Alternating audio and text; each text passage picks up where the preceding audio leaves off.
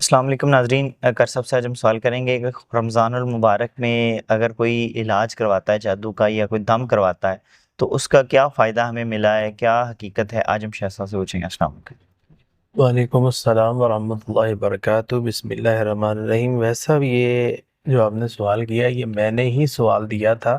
اصل سوال یہ اس طرح ہے کہ میں نے علاج کیا لوگوں کا رمضان کے اندر، جی تو لوگوں کو کیا فائدہ ہوا رمضان میں علاج کرانے کا؟ جی تو الحمدللہ اس سے یہ فائدہ ہوا کہ رمضان میں مریض نے اپنی کیئر کی۔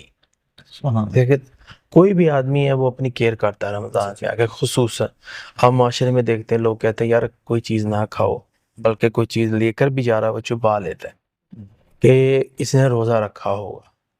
تو اسی طرح یہ کیا دل میں ہے، اصل اس کے پیچھے بیس کیا ہے کہ انسان اللہ سے ڈر رہا ہوتا ہے، بندے سے نہیں ڈر رہا ہوتا اتنا جتنا اللہ سے ڈر رہا ہوتا ہے۔ تو یہ جو اصل ڈر ہے نا خدا کا، یہی اصل چیز ہے۔ اللہ تعالیٰ عبادتیں ریاضتیں یہ چیزیں نہیں دیکھتا، دیکھتا ہے بندے کے اندر میرا ڈر کتنا ہے۔ تو آپ نے یہ سوال کر دیا ہے، تو اس کا رمضان المبارک کے اندر جو ہم نے علاج کیا تو اس میں یہ ہے کہ مریض نے اپنے آپ کو بچانے کی کوششیں کی۔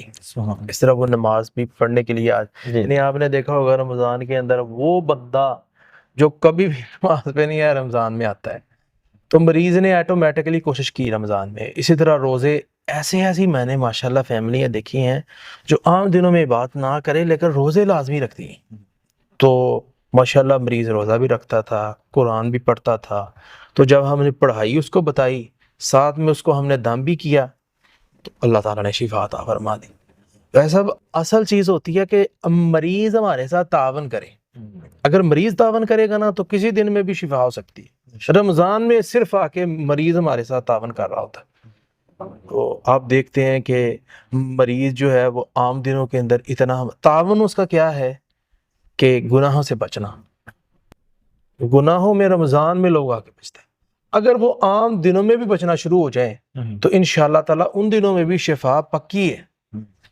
تو اس لیے جو بندہ گناہ گار ہوتا ہے، دیکھیں نا آپ کہتے ہیں جی بس مجھے کوئی تعویذ باندھ کے دے دو یا پھونک مار دو میں صحیح ہو جاؤں، نہ آپ نماز پڑھتے ہیں، نہ آپ قرآن پڑھتے ہیں، سگریٹ نوشی کرتے ہیں، واش روم جاتے ہیں صفائی نہیں کرتے، بال ایسے پھینک دیتے ہیں، ایسے نہیں آپ کو شفا ملے گی۔ شفا آپ کو تب ملے گی جب آپ اللہ اور اس کے رسول کی بات پہ چلیں گے ساتھ، تو انشاءاللہ تعالیٰ قرآن شفا دے گا۔ بہت شکریہ جی ناظرین، اگلے پروگرام میں پھر حاضر ہوں گے، ہمیں اجازت دیجیے۔